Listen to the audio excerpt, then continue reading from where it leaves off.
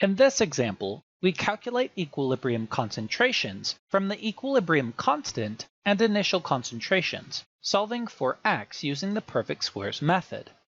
Our example reads, a reaction vessel initially contains 0.20 molar bromine gas, 0.20 molar chlorine gas, and 0.80 molar BrCl gas.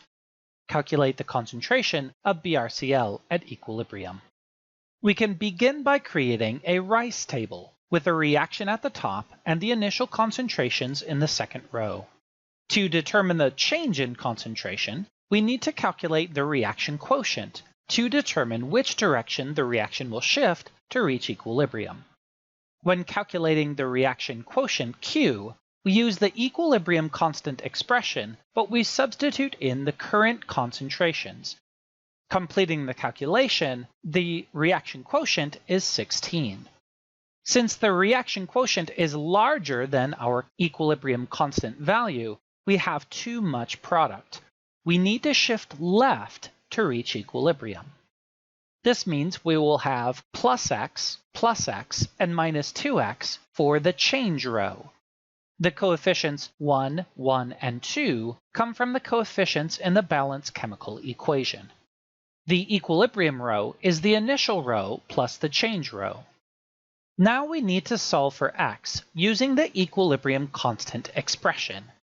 The value of Kc was given in the problem, and we can plug in the equilibrium row of our Rice table for the concentrations.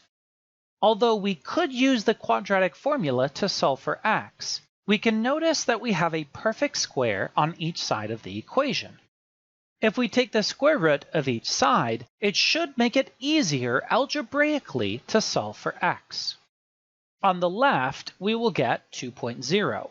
On the right, we now have x only to the first power instead of x squared. We can multiply both sides of the equation by 0.2 plus x. Then subtract 0.40 from both sides and add 2x to both sides.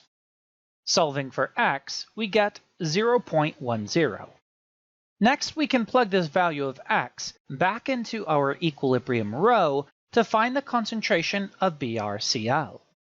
Substituting in 0.10 for x, we get 0.60 molar for the concentration of BrCl at equilibrium. This should be our answer to the problem. An optional last step would be to plug the value of x back into our original equilibrium constant expression just to make sure we solve for x correctly.